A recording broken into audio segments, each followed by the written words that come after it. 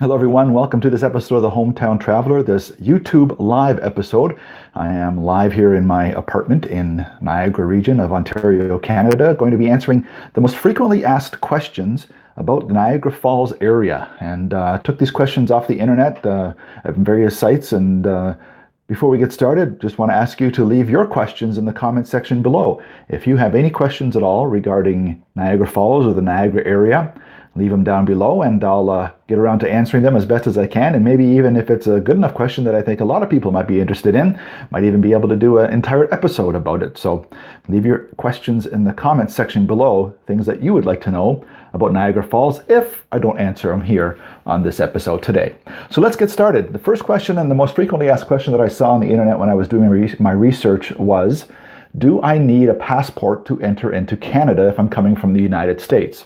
Well, the short answer is yes and no. You need one of three pieces of identification, and it's not to get into Canada, it's to get back into the United States where the issue comes up right now on the borders. So you either need a passport card, or an enhanced driver's license. One of those three pieces of identification is what you need if you are crossing the border into Canada to see the Niagara Falls Canada side, or to get back into the United States at least.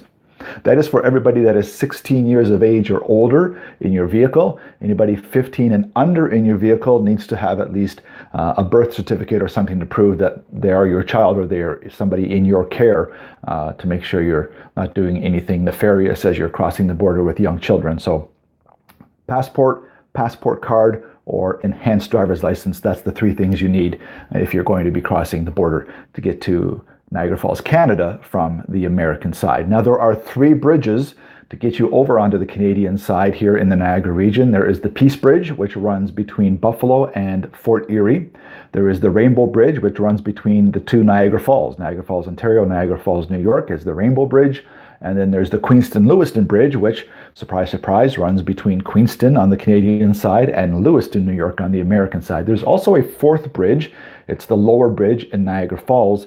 That is only available to people who have the Nexus passes when it comes to border crossings and customs and that kind of thing. So that Lower Bridge is only for Nexus pass holders going from Canada into the US and back and forth.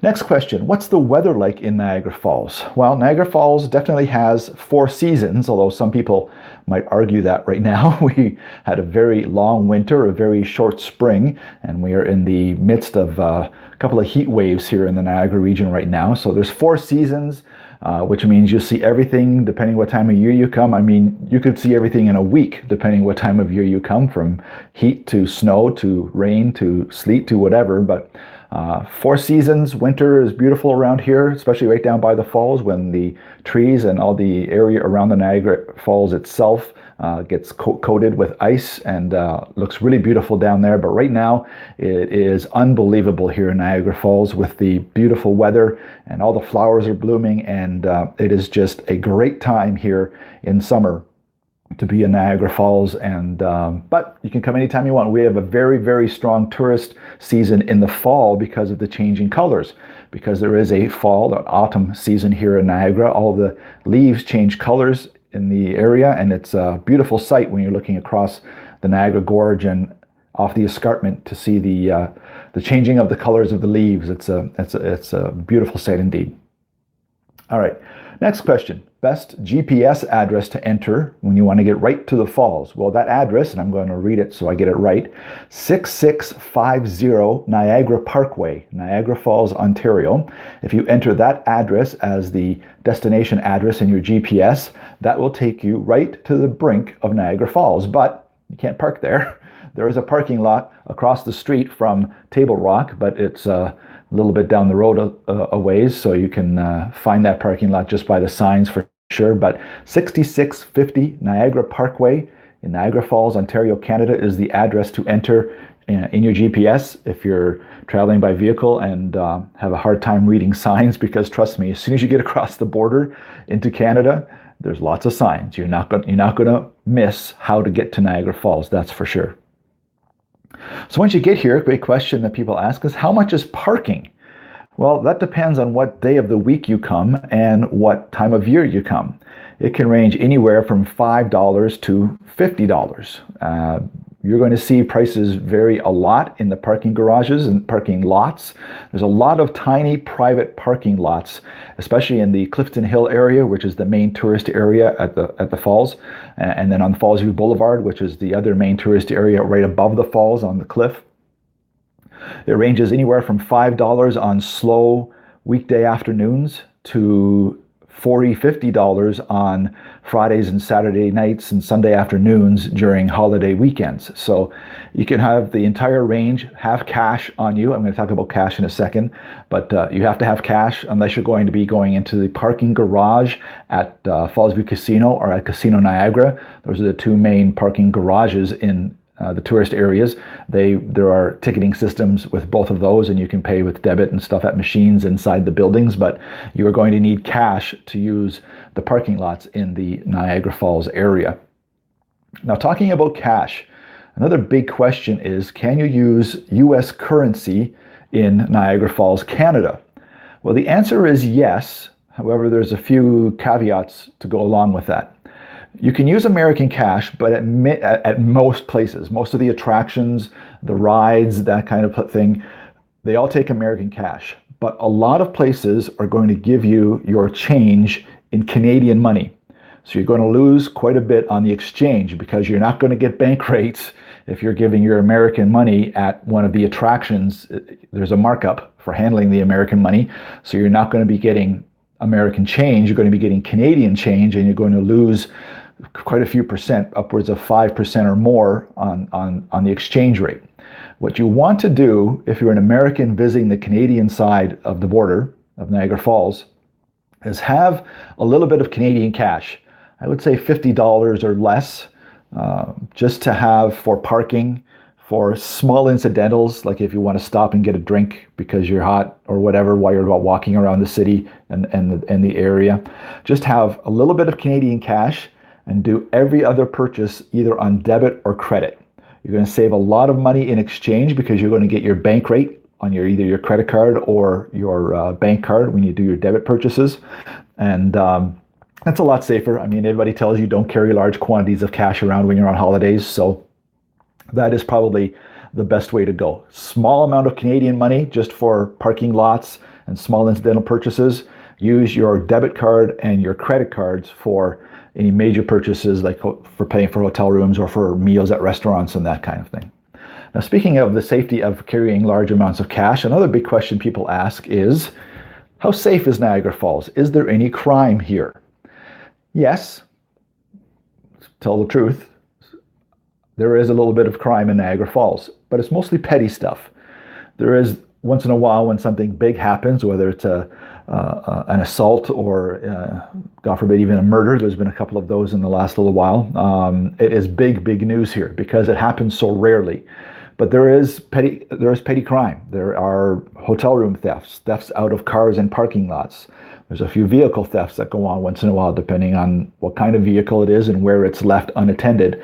But it's petty stuff, and it's just the kind of stuff that you need to stay aware of. You do the things that you're supposed to do when you're on vacation. Don't leave purchases in open view inside your car. Put them in the trunk. Don't carry around large quantities of cash. Don't go into areas that you're unsure of. It's pretty easy to tell what the tourist areas are here in Niagara Falls. You're going to realize when you get away from the tourist areas. I mean, I'm not saying that's not safe. Niagara Falls is a very safe city and a very welcoming city, but you'll know when you're out of the tourist zone. So if you don't have plans on purpose to go that way, well, then don't. But again, don't worry about it. Niagara Falls, in general, is a very safe city, and we welcome visitors with open arms. And the petty crime, though, it's there. It's there in any major tourist area or any major urban center. Niagara Falls has a population of about 80,000 people, 81,000 people, depending on which sign you're looking at coming into the city. And that can as much as almost triple on a holiday weekend. There can be upwards of 150 to 200,000 people in Niagara Falls in one weekend. So it gets very busy around here. So there's a lot of people, and the petty crime thieves, or whatever you want to call them, they come out as well. So watch your wallets in your pockets and keep things safe in your vehicles. Another question. What are we talking about? The best place to view the falls. There's a few answers to that question. If you want to get right up close and personal with Niagara Falls, and I'm going to link to it up here, this side, no, this side, I know, one of these sides, I'm going to put a link up for my overview video about Niagara Falls when I went right down to a place called Table Rock. Now, Table Rock is a rock right beside the brink of Niagara Falls. If you want to see the falls up close and personal, that's the place you want to go. I mean, you are literally standing 5 feet from the brink if you walk up to the edge of the railing at Table Rock. And as I say in that video, and I'm going to say it here, and I say it all the time because I'm a local and I've heard about the horror stories, and it just shivers my timbers when I see this happening. Don't climb on the wall to get the selfie when you're down by the falls.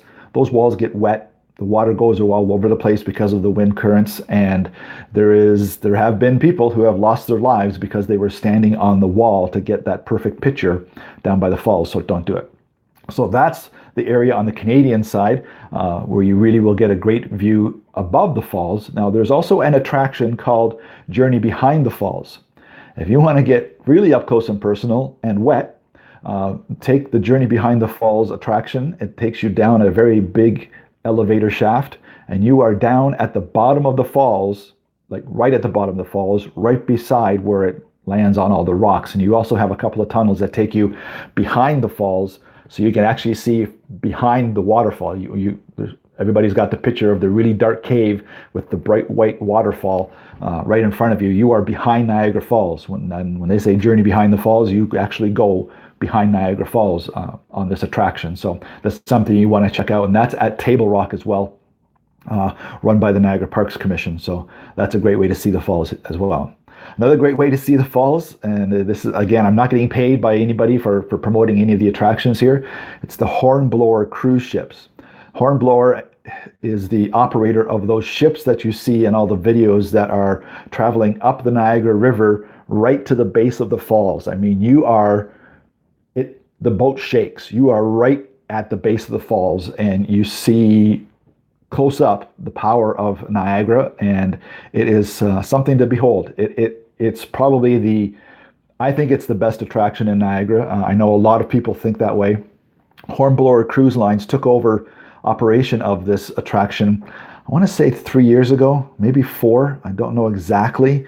It used to be known worldwide as the Maid of the Mist. There is still a Maid of the Mist attraction with the boats that runs off of the American side, but the Canadian side is now operated by Hornblower, who also have cruise ships in some of the other major cities. I think San Francisco, I want to say New York and San Francisco are two of I think, correct me if I'm wrong in the comments below if anybody wants to correct me, but I know Hornblower has a number of operations around North America, and Niagara Falls is one of their newest ones, and these are big ships with a lot of people on them, but you get an amazing view right from the bottom of Niagara Falls. You are literally in the water, and their hashtag is in the mist, and trust me, you're in the mist when you are on one of those cruise ships. So very cool way to see the falls as well.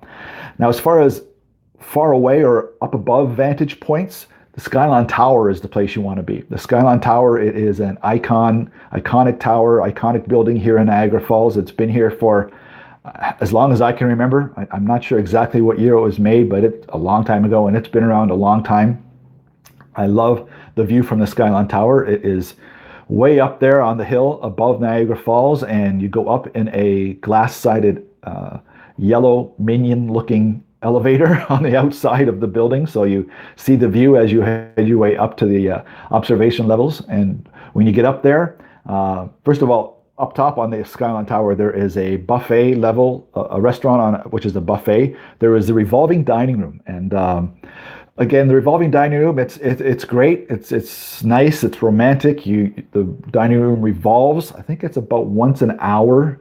Again, correct me in the comments below if you know for sure exactly, but I think it takes about an hour for the entire dining room to make one circuit around the building. So don't put your phone down on the ledge because you're going to lose it, or you have to wait an hour for it to come around to you again.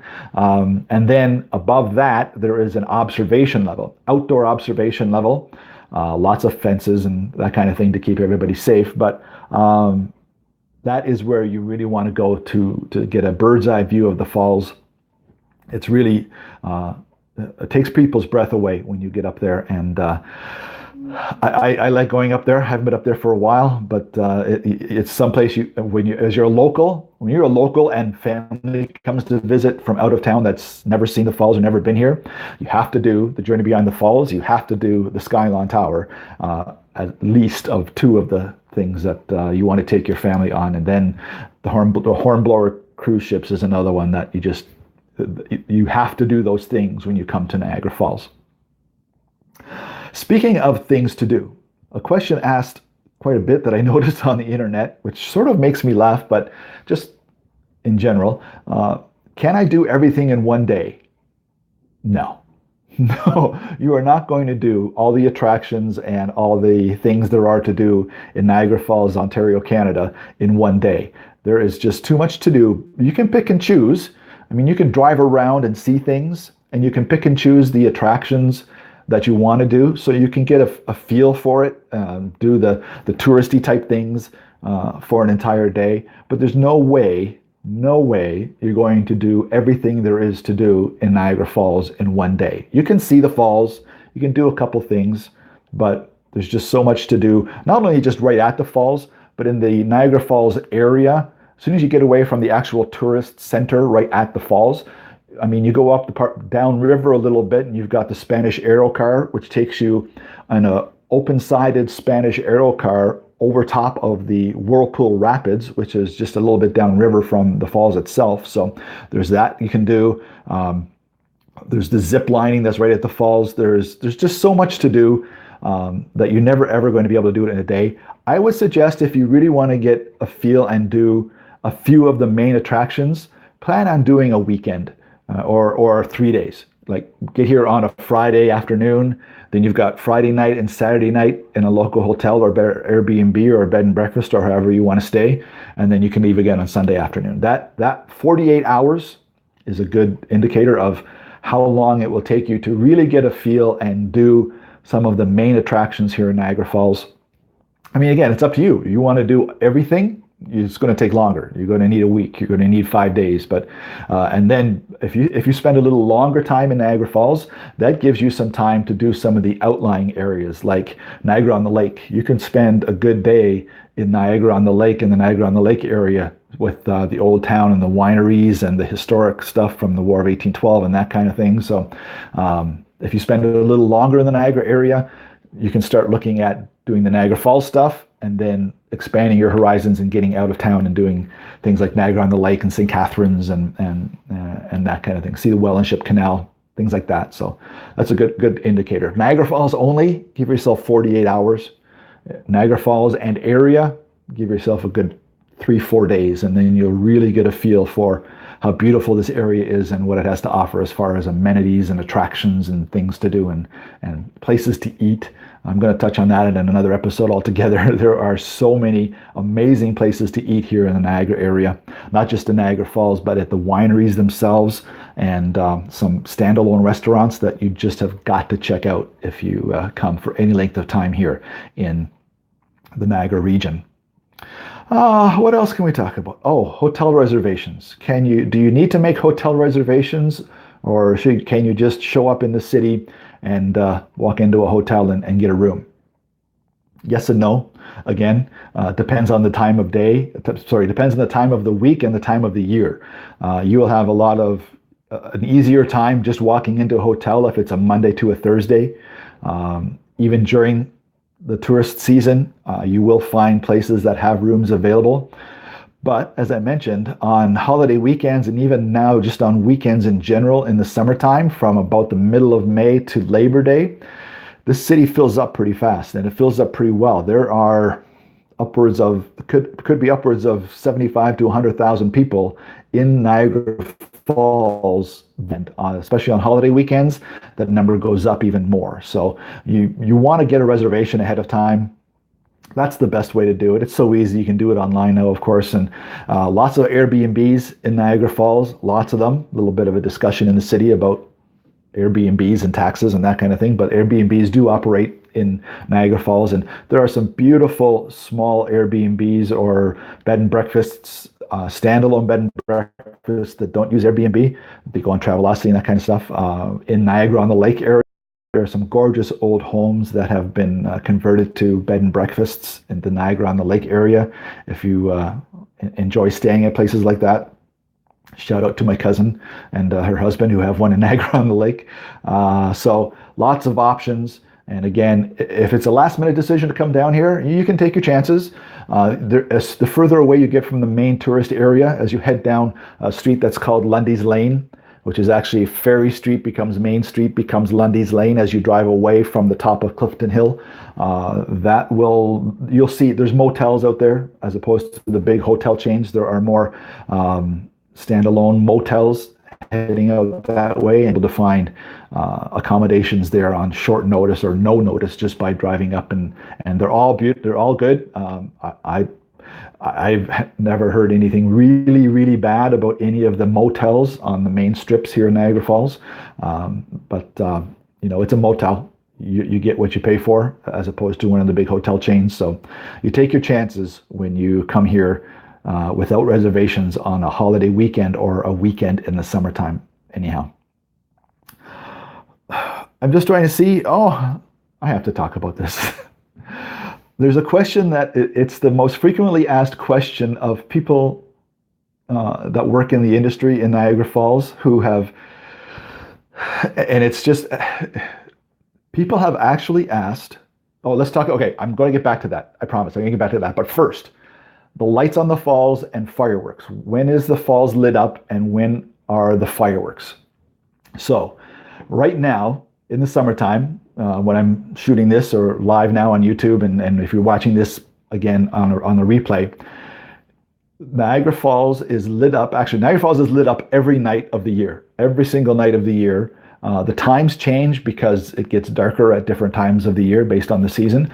But every single night of the year, Niagara Falls is illuminated. And in the last, again, I want to say 5 years, I'm not sure exactly, but I want to say in the last 5 years, they changed the lights that light up the falls to the super strong LED lights. And it is gorgeous. They can control the colors better. They can really mix the colors well. You'll see some pictures. I mean, they lit up the falls in green and gold for a tribute to the Humboldt Broncos after the bus crash.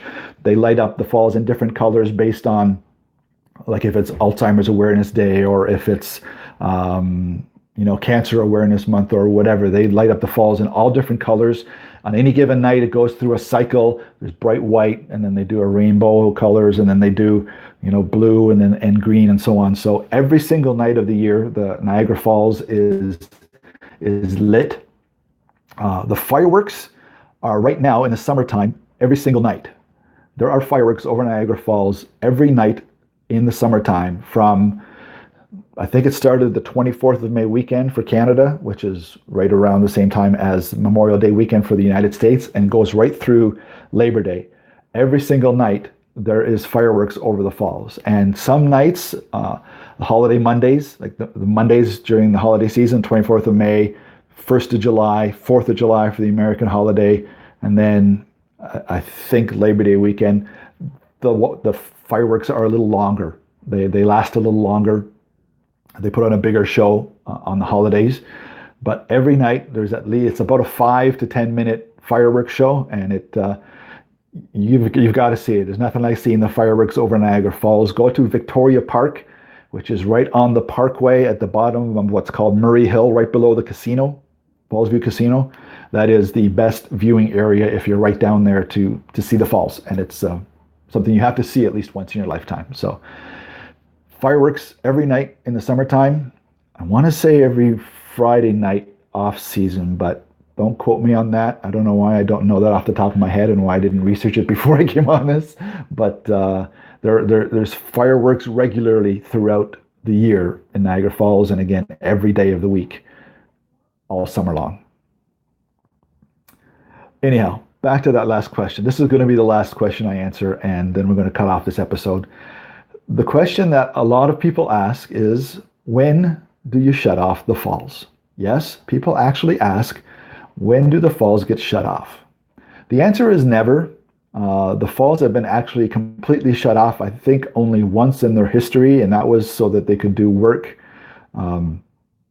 in removing some of the overhanging rocks and that kind of thing. And they were blocked once by an ice jam at the mouth of the river at Lake Erie.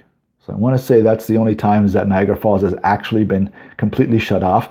And I just want to clear this up because people see the news and the news puts the wrong headline out there. When it's really cold in the wintertime, a couple of years ago, we had a really bad cold snap here in Niagara, in southern Ontario. And when they say Niagara Falls has frozen over, it's not completely frozen over. It's just frozen over from one side to the other, covered in ice. The falls is still going underneath the ice. There is no stoppage to the falls. It's not a flow of water as there is in the summertime especially, but Niagara Falls does not completely freeze over in the wintertime. The base of the falls, the Niagara River right at the base of the falls, freezes over from one side to the other. And in the old days, way back in the old days, they actually used to have parties and carnivals on the ice at the base of the falls until I think one year it broke away with some people on it, and that was the end of that. But Niagara Falls does not stop. It always goes. But there is another caveat with this one too. The flow of water over the falls does go down by as much as 50% at times, because about half a mile for you Americans, or just about a kilometer upstream from the falls, there's an intake wall, and that intake area takes the water from the Niagara River and diverts it through a series of canals right through the middle of the city of Niagara Falls and down to the power generating stations, the Suradenbeck power generating stations, which are about 7-8 kilometers downriver. So it goes all the way through Niagara Falls and all the way down to the power generating stations, and that's how they control the water flow. It also helps with the erosion. Niagara Falls is backing up slowly but surely. I mean, it started miles upriver or downriver. It started hundreds of thousands of years ago, but right now, even now, Niagara Falls is going backwards. And if you've lived here any length of time, you can see Niagara Falls used to be a really nice horseshoe shape. Now it's more of a V shape because the middle of Niagara Falls is moving backwards. And so it's not as rounded as it used to be. Even when I was a kid hanging around down at the falls, I can tell the difference now, 50 something years later, that it's eroding slowly but surely. It's eroding. So they're trying to control the amount of water that goes over the falls by using these intakes upriver, diverting them to the power, slowing it down. That happens at night, and it happens in the wintertime, especially when there aren't as many tourists and when it's not as big a deal, when not as much water is flowing over Niagara Falls. So the falls never shuts off. It slows down. The amount of water going over the falls, the Horseshoe Falls especially, slows down. But Niagara Falls, 24/7, 365 days a year.